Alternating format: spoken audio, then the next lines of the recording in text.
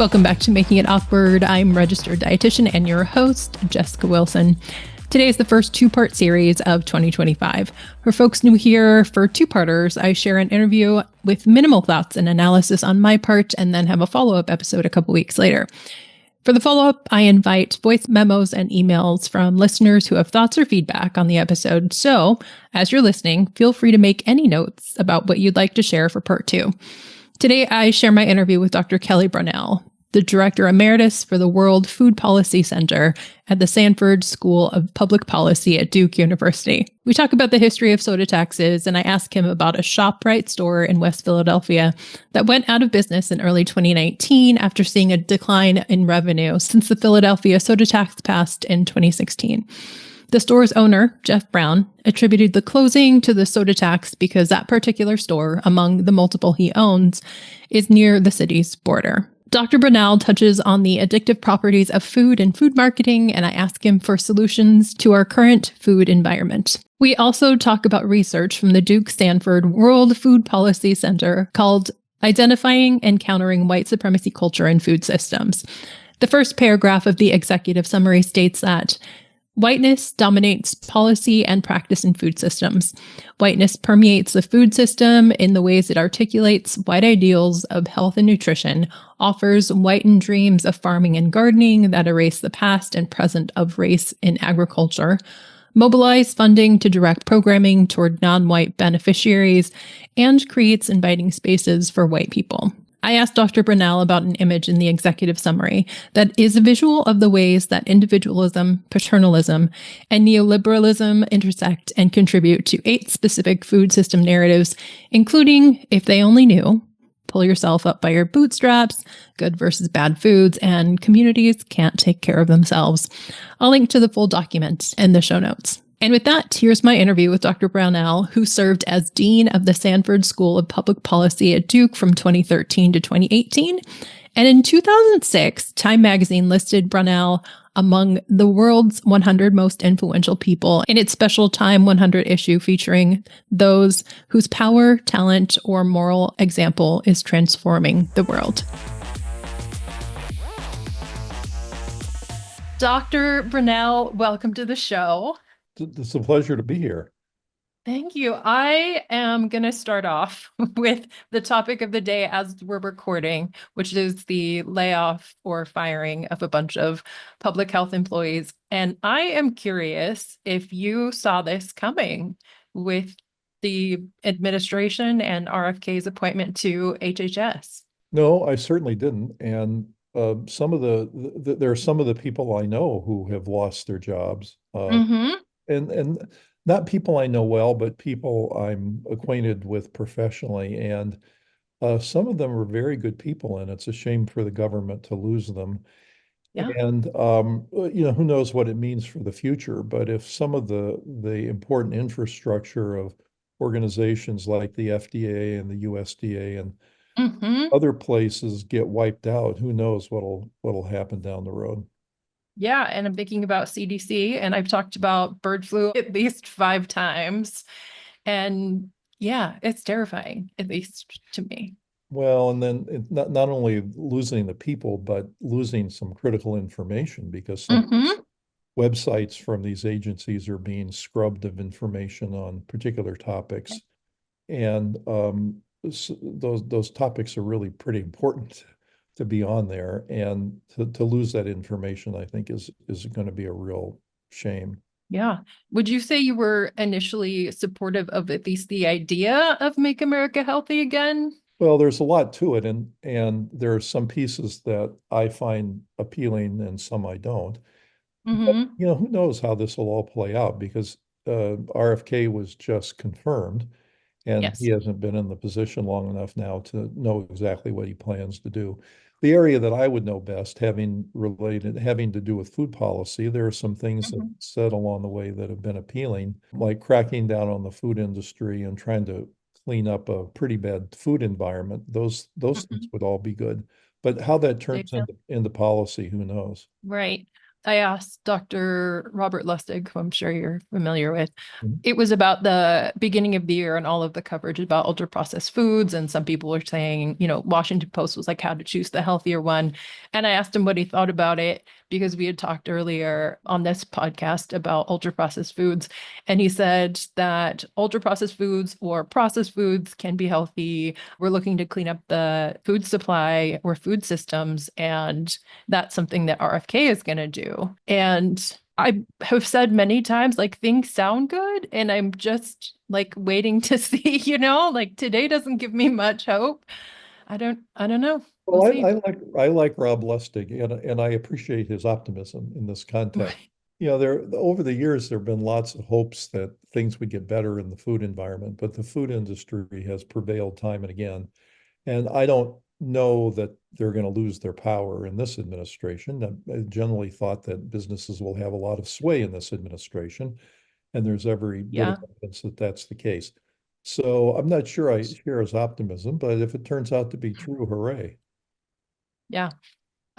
Something that colleagues of mine and I have discussed is the like stark deregulatory language that is coming out of this administration, but also at the same time, like wanting to crack down on corporations and like improve school lunches and all of these things.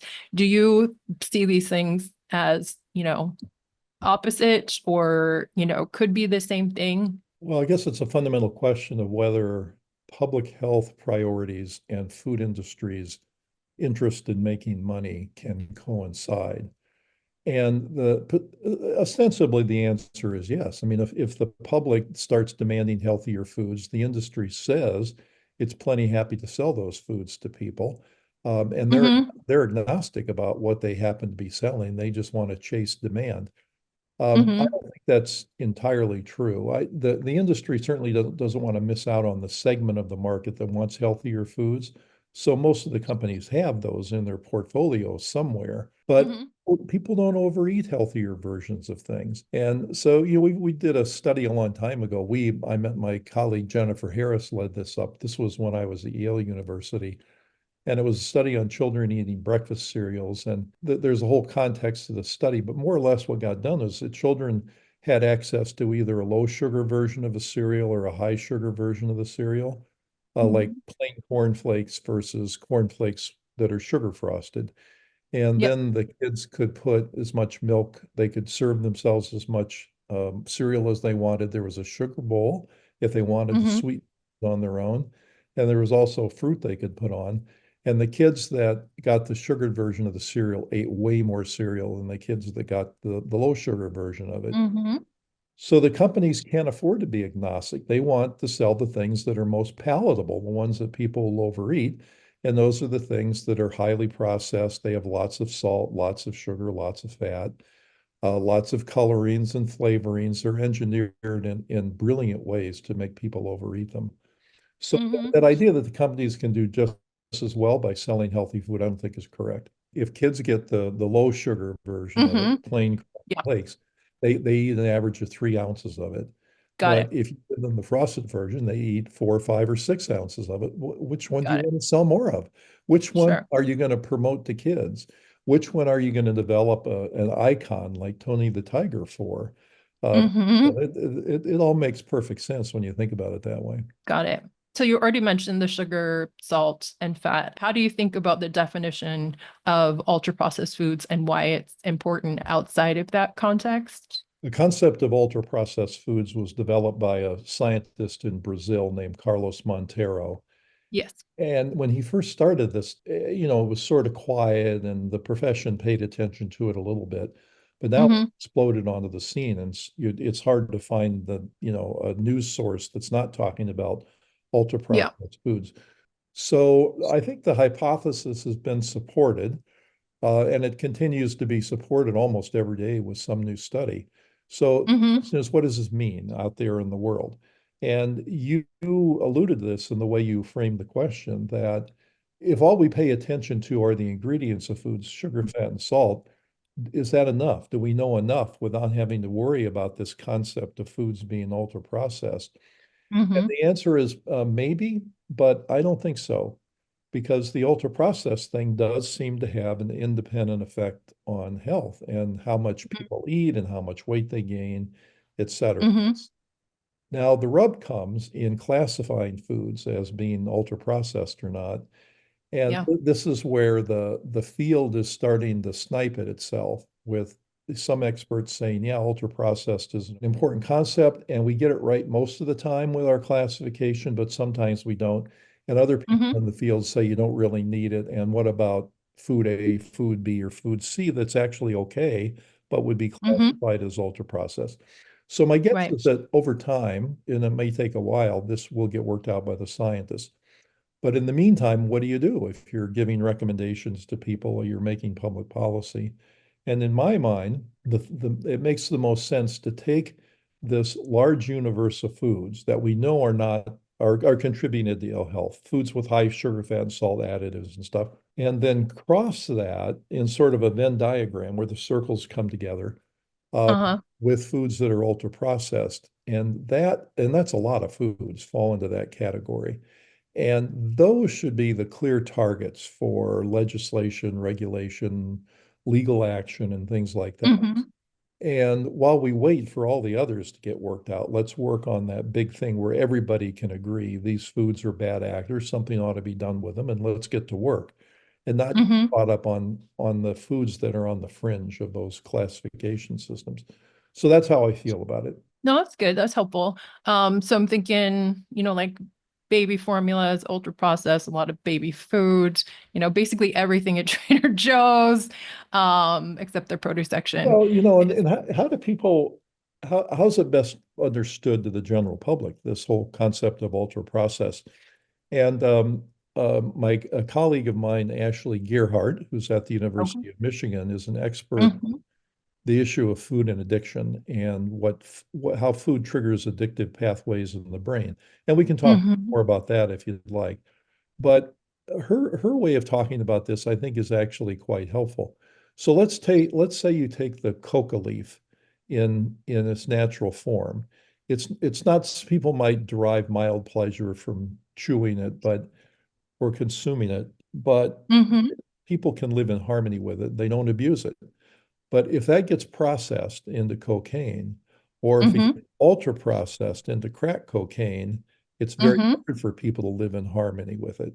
And then Okay. then all bets are off and you get highly addictive things going on, and people will ruin their lives for access to these drugs. So the question Mm-hmm. is what is it the same thing when you take sugar and you put it in and you process it into a highly palatable beverage, or if you take corn and turn it into a Cheeto, or wheat and turn it into a Twinkie or things like that. Mm-hmm. Does the same principle apply? And do those foods then become difficult for the body to recognize, to metabolize, to live in harmony with? Do they create addictive processes and things like that? And more, the answer to those questions seem to be that all bets are off when people consume Mm-hmm. these things. It really creates a mess. So with the baby food, baby formula, let's say like protein powders that people are selling or like whatever it is there the same concern for those things as others? Yes, I'm less knowledgeable about the baby formula type products in particular, but I'm assuming the same principles would apply. Got it. If you were going to go to like a fancy bakery here or you're in Paris or whatever, is the croissant the same as like the pastry? It has few ingredients. And, I've had this discussion on my podcast before. Well, the croissant is an interesting example. So if, you could go to a bakery and Yeah. Yeah. Yeah. buy a fresh croissant, and it's only going to Mhm. have a few ingredients in it, and Yeah, it tastes wonderful and amazing. But definitely. if you want to have croissants handy in your freezer so you could pull them out and use them whenever you want, Uh-huh. or you want them on the spur of the moment and you're not near the bakery, or there are all kinds of reasons you might want them other than fresh from the bakery, then Hmm. can the food industry supply those things? Well, the answer is yes, but they have to do stuff to it to give it a very long shelf life, to help it retain its color, Hmm. its texture, all those sort of things. And then what do you sacrifice when they do those things? Is that giving you a product that's less good for you than the one that you buy at the bakery. And Mm-hmm. what do consumers demand? What do they want? What do they expect? Mm-hmm. Mm-hmm. What can the food industry provide? And so you've got to give the industry credit. I mean, it's great at concocting these foods and doing things that have enormous shelf life, retain their physical properties and things like that, even though they haven't, they're in a package for a long time. And that's Sure. not easy to do. That really requires pretty heavy duty science to figure those things out. Mm-hmm. But the question is there manipulation of these things that makes the foods particularly addictive? And or are there manipulation of these things in ways that create health harms? And if so, then what should be done about it? Yeah. And I would love to talk to you about soda taxes. I know you've done some research there. Well, How do if you want to discuss the idea of soda taxes, it's sort of an interesting case in point that brings together a lot of these things. Okay. Uh, Decades ago, I got very interested in lessons that can be learned from tobacco, efforts to control tobacco. Right. And when one gets in and looks at that history, which has been an enormous public health success, way fewer Mm-hmm. smoke now than used to, and you can Mm-hmm. count the number of lives saved in the millions. And among the things that made the most impact were high taxes on cigarettes. That's still true today. Right. Yeah. So it's an easy extrapolation to think, well, why not apply these to foods? So I first started proposing these things in some papers and some opinion pieces, like one in the New York Times in the 1990s. Mm-hmm. The effect was interesting. That some people in the field started thinking about it, but not in a big way. Mm-hmm. It got attacked a lot in the popular press, the conservative press, like Rush Limbaugh, you know, Right. went after the Saw idea that. a number of times, and there are things like that that happened. But then the idea started getting a little more scientific support, and there were people that did pretty important studies along the way to work on Mm-hmm. the economics of things. And then in 2009, things took a real different turn because the economy was bad and governments were looking for ways of raising revenue. And the sub Interesting. tax idea came in, started getting considered because it would have two benefits. It would help raise revenue, which the politicians Mm-hmm. had, but of course it would improve public health if it drove down soda consumption. Mm-hmm. This time, such taxes existed in a number of countries outside the US, but not in the US.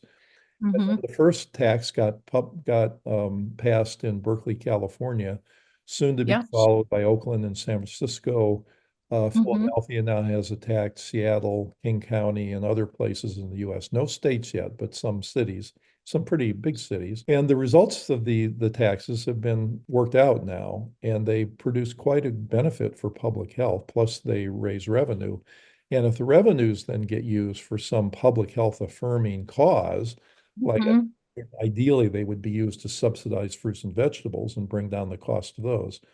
And then you'd get the double benefit of the declining consumption of sugared beverages and more intake Addition. of healthy foods.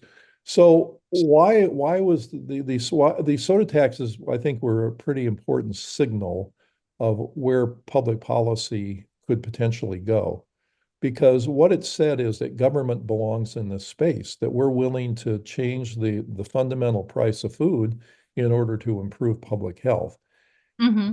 It started to, people started then think, well, is food like tobacco in other ways? Well, what about the companies manipulating the ingredients in order to produce addictive processes? What about Mm-hmm. aggressive marketing toward children? Mm-hmm. What about requirements for labeling, warning labels, and things like that? So there were a lot of Yeah. lessons from tobacco that then started getting applied to food. So Mm-hmm. at one point, the idea of soda tax, nobody would even think about them. And now they're really out there in the public discourse, especially outside the US. They're now in, I think, somewhere between 50 and 60 countries around the US. Some Mm-hmm. very big, important countries. So that's a lesson that things are moving ahead, not as fast as you like, because the idea has been out there for a long time, but it's finally happening. Mm-hmm. That's a good thing. Yeah. The revenue from these taxes, do they go to supplementing fruits and vegetables? I've heard that they've gone to like starting school gardens, if I'm correct. Yes. But Well, in Berkeley, Berkeley has a very well thought out system. They have a panel of people that are experts on sugared beverages, public health experts, but also mm-hmm, members of the communities that are affected by the taxes and the consumption of these beverages. And they make recommendations on how the money is to be used. And some of them could be used for community school gardens, let's say, and things like that. But mm-hmm, various places are used for different things. In Philadelphia became a really interesting case in point. There was a mayor who proposed soda taxes, and his focus mainly was on the negative public health consequences of these beverages, and how mm-hmm. good there would be if people consumed less of them. And he almost got the tax passed, but didn't quite. Then a subsequent mayor came in and Oh, focus okay. more on the revenue. And he said, we're Mm-hmm, going to put this tax in because we want money to rebuild parks around the city and recreation spaces and to pay for mm-hmm, early childhood education and things like that. mm-hmm. And the tax then got passed. And who knows what's cause and effect here. And, whether the change in the way the whole issue was framed is what Mm-hmm. moved to the final destination of the tax getting passed, but it was a pretty interesting case in point. So Yeah. I do think the public is persuaded by arguments about how tax revenues will get used. And, if they get used in some ways that benefit health, it needn't be dietary ways to improve health. It could be Right. on any other, healthcare centers in areas in need. And there Mm-hmm. could be a lot of ways the money could be used. But for it to be used in something related to health makes perfect sense. And that seems to be a winning political formula too. Yeah. You mentioned Philadelphia, and that was one of the more interesting stories that I found for soda taxes. In Philadelphia, the soda tax was implemented, and therefore people were driving outside of the area to get cheaper sodas. And then, one of the grocery stores went out of business. And so I was thinking about how a food desert was created in a community when people were going over to get Well, cheap. the industry fights these taxes on a lot of grounds. They've put tremendous amounts of money into fighting these taxes. It's Sure. at one point it was considered their public policy priority number one. And Mm, what they make a common set of arguments across different places. One is that people will just drive across the border, whatever, if it's going to be in Philadelphia, you're going to drive across the bridge to New Jersey, or they'll drive into the suburbs where the taxes aren't or the things aren't taxed. mm-hmm. Say that people will lose jobs, that these small I mean, you've laid out some of the common arguments that these small grocery stores will do poorly with this. They also say that the job loss thing is something they push, and they also push what they say is a regressive tax, that these taxes Right. are disproportionately harming the people that can least afford them. Mm-hmm. And you can kind of take each of those arguments one by one, and they've been studied now. So there are some people who will drive across a border to get the Mm-hmm. beverages without the taxes, but not nearly enough to offset the benefit of the taxes. So Mm-hmm. if let's just say you have public health impact of these taxes scores 89 on some scale, then people driving across the border might lower that to 85 or 82 or 80 or something like that. But you're still getting the 80 score, which means that it's having tremendous benefit, Mm-hmm. even though there is a little bit of this cross-border shopping. The businesses, I mean, people consume other beverages. They tend to migrate toward water rather than the things. I think the idea that stores are going out of business, I haven't heard any of that at all. Possible that it does happen here and there, but I can't imagine that a neighborhood store is going to go out of business because there are taxes on the soda. People don't stop buying them altogether; they just consume less. And if one of these stores, if that's such an important part of their business that they go out of business, then you have to wonder about, what people are having access to in these neighborhoods. Gotcha. Okay. I think I showed you the last time we chatted a soda can that was personalized that said share diabetes with Maria. That was just the wildest ad for soda taxes that I'd seen. Uh, There have been some interesting public health things. One of the most powerful I saw was in New Orleans, where a billboard went up showing a can of soda attached Mhm. to an arm, like through a syringe, like people were mainlining. Mhm. And the industry got after the public officials really quickly on that one, and it had to be taken down. But there's some Yeah, pretty powerful imagery that can be used to make these points. very powerful. And yeah, I was wondering if you had other thoughts on the marketing that folks do. It's a tremendous problem, no matter how you Okay. cut it. Back when I was at Yale University, I was on the faculty there for 20 some years. We were Hmm. given grant funding by the Robert Wood Johnson Foundation to really dive deeply into the impact of food marketing, especially that directed at children. Yeah. That effort was led by my colleague Jennifer Harris, and she and her team did tremendous work on this. And they basically outlined how much marketing there is. It's unbelievable. Hmm. It's like a tidal wave that overwhelms Yeah. children every day of their lives. Hmm. The worst products in the company's portfolios are generally the ones marketed most aggressively to kids. Some Hmm. of the marketing occurs outside of the awareness of parents, especially with social media. The companies have gotten incredibly sophisticated at targeting their marketing. It used to be to demographic groups, like to, African American children, for example. Hmm. Now it's down to the individual level where they can target messages to an individual because they're tracking social media use from the kids and Okay. they can Hmm. send the marketing off to them. And the companies have even some of the companies have even bought little neuroscience companies that are studying what goes on in the brain when people are being marketed to. So Hmm. it's incredible how sophisticated they are. And it shows that America is an outlier because there are other countries that have really reined this stuff in. And they've done a much better job than we have on this. But we're so business friendly and Hmm. our government yields so quickly to the interest of business that the stuff doesn't happen here. If it does, it's way, way after it should have. Hmm.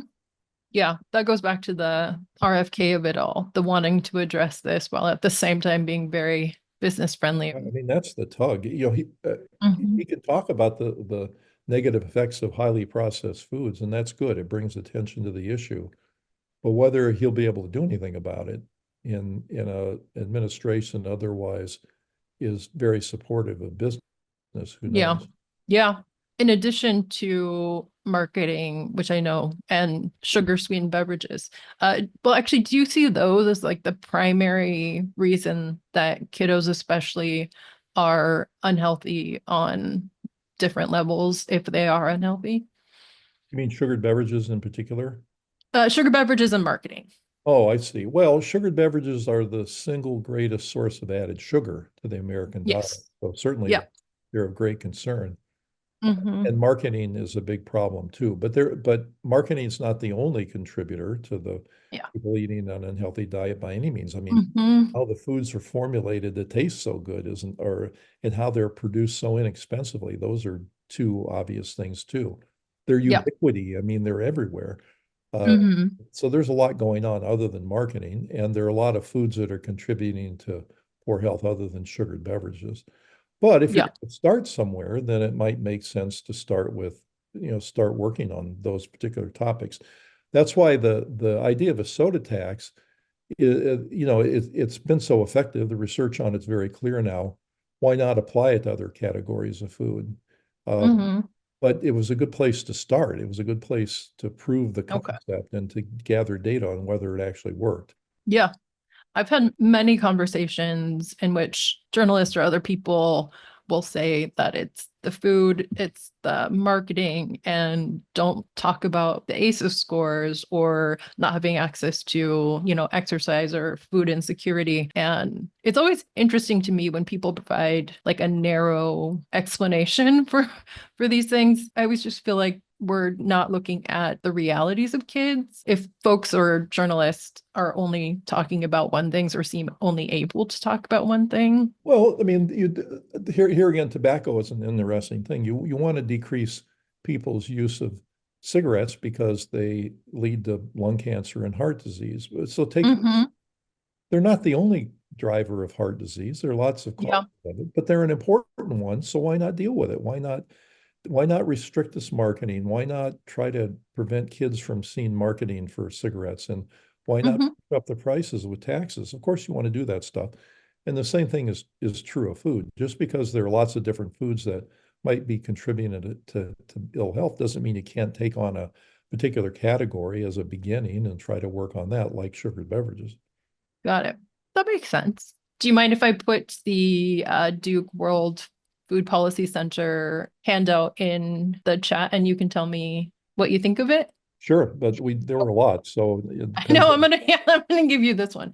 So this one is of September 2020. And the one I typically use is on page 4, the figure 1, the intersection of white supremacy culture narratives and food system narratives.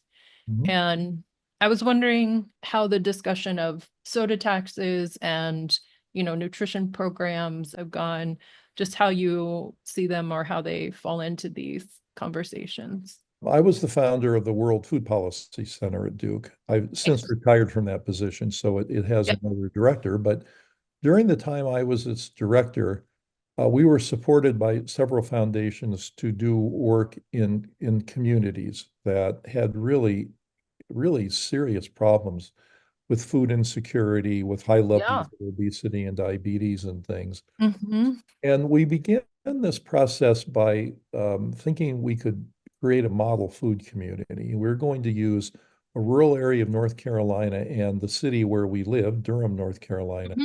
as these model Hmm. food communities. And the hope was to work closely with communities to learn about best practices from around the world, to look at what science had been done on what could be done to address these issues, to develop a Hmm. coherent set of policies where community organizations would work together in a coordinated way, where philanthropies and other places would come in and provide support. It all sounded pretty good. Yeah.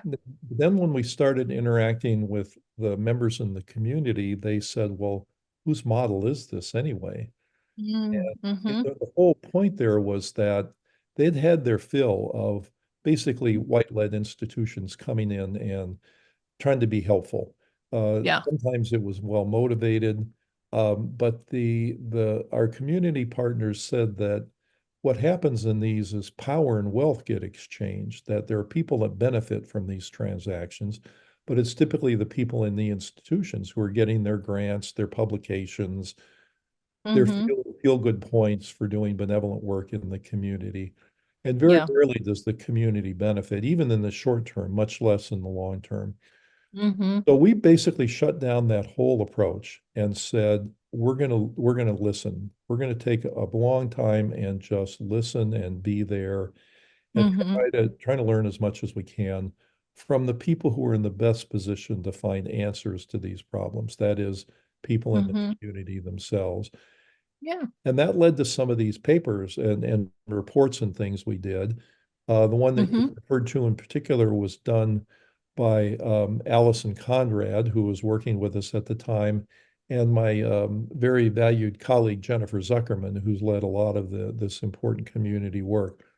Hmm. And they basically wrote about how important race was in these considerations of a broken food supply, uh, Hmm. and how there had been historic reasons for this occurring, how food had been used as one means of controlling communities, Yeah. one means of making communities dependent, and how these sort of things then found their way into public policy and also into Hmm. ways that food insecurity in particular got addressed. Oh, if people aren't getting enough food to eat in communities, and you were, let's say this all of a sudden became a problem, but wasn't one before, and you had to find a solution for it, would you create what we have now, which Hmm. is this government program where people are given some money, but not enough to feed their families, Yeah. where they're being told how they can use the money. Hmm. They have to go through a humiliating series of steps to apply for the money. Yep. Politicians are threatening to take it away every single election that occurs. Right. Yeah. And it becomes a political football. And then what do you have to rely on besides the government programs? Well, you have to find Hmm. a church or some organization that might have a food bank. And that's humiliating to have to go there to get your food, even if the people who work there are wonderful and aren't doing anything to make the humiliation happen, you still have to go. Right. And that's not the kind of system you would create to address food Mm-hmm. insecurity. You'd want something that was more affirming, something that didn't humiliate or degrade people, something that Mm-hmm. take the existing structures of power and reinforce them even more rather than help break them down. And so Mm-hmm. that was really the impetus for writing some of those pieces and things that the center put out. Mm-hmm. Yeah, and I'm just curious about your thoughts about corner stores or places that, people are going because it's our only, accessible place to get food. If one considers access to reasonable and healthy food a fundamental human right, Yes. like you might consider clean air or clean water, Yeah. let's say, you Mm-hmm. would set up a system that's much different than what we have now. Indeed. You wouldn't have it be so hard for people in some areas to find Mm-hmm. and eat healthy food. You would make Mm-hmm. it cost less than the highly processed, unhealthy alternatives, not more. You would Mm-hmm. make it more accessible in the neighborhoods that don't have access now. You would Mm-hmm. create a system where somebody doesn't have to take a bus and transfer 2 times in order to find a market with healthy products. Mm-hmm. Mm-hmm. Um, but you'd also have to do other things to improve people's lives. So, there's not so much stress and trauma and difficulty in day-to-day life, which makes eating a healthy diet fall down the list of priorities. I mean, if you're fighting for survival and you're worried about the fundamental day-to-day safety of your family and things like Yeah. that, food can take a lower seat in that priority Definitely. list. So we need to Mm-hmm. help address these issues in people's lives overall. But the food part of it can be done much differently than it is now. And this fundamental human right to eating a Mm-hmm. healthy diet, which has been embraced as a concept in various places around the world, but not in the US. But if you buy that Mm-hmm. philosophy, then you'd set up a system which makes it easy, inexpensive for people to purchase healthier options. And that's the Mm-hmm. opposite of what exists now. Yeah, I absolutely agree about the human right, clean water. Yes, safe places to play. Once one agrees with the concept that there's a lot that can be done to improve the food environment, you Okay. you can start thinking about defaults. We're driven by the defaults in our environment a lot. Like if the only water we drank was contaminated, we would have an unhealthy water default. There are all Mm-hmm. kinds of places where government steps in and does things to protect us by changing defaults. So the question is, can you take this default concept and apply it to food? Can we have a healthy set of defaults? Well, we have a pretty good healthy set of water defaults. I mean, most of us anywhere in the country can turn on the tap and not expect to be poisoned by the water. Mm-hmm. Our children in schools, we don't want them to breathe unhealthy air. So for the most part, they're breathing reasonable air in schools because you have standards that affect that. So in the food area, can we create similar things by changing defaults? Well, we can. If we make the healthy foods less expensive, that's changing the price default. If we make them more available, that's changing the availability default. If we change Mm-hmm. the marketing so that healthy foods are the ones that marketing and unhealthy ones aren't, then you've changed the information defaults. So there are a whole lot Mm-hmm. of things you can do there to change the food environment to make it healthier. So Yeah. if you embrace that concept that people have a Mm-hmm. right, a human Mm-hmm. right to healthy food, and that Mm-hmm. the environment should be set up to support that human right, Yeah. then, Mm-hmm. then what do? Well, then there a whole lot of ideas come in. You better want better labeling on packages so people know what's healthy and what's not.